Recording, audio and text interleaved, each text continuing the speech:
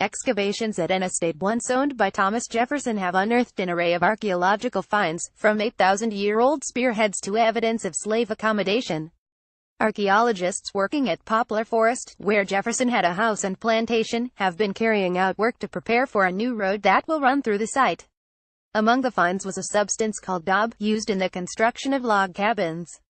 At least one site where this was found was likely populated by slaves, who in Jefferson's time would have lived in such structures. Keep up with this story and more by subscribing now. The site dates from the 1830s to 1850s. Jack Gary, director of archaeology and landscapes at Poplar Forest, tells Newsweek, meaning it was likely inhabited after Jefferson's death in 1826. In Jefferson's time, almost 100 slaves were working on the property, falling to around 50 or 60 following his death. Gary says the route of the road has been changed in order to preserve the slave accommodation site and allow more work.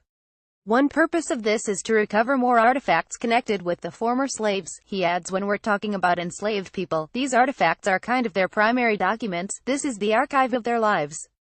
Jefferson's relationship to the slave trade remains a hot topic for historians.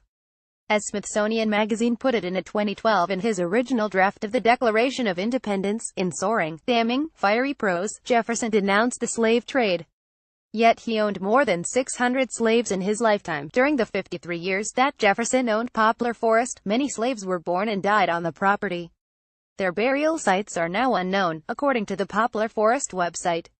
Jefferson recognized the evils of slavery, but he remained tied to the system and freed only 7 of his bondsmen. The works, first reported in the Roanoke Times, also revealed artifacts from a time long before Jefferson, who inherited the property in 1773 and began regular visits there in 1809. Some spearheads located on the site date back as far as the early Archaic period, about 8,000 years ago.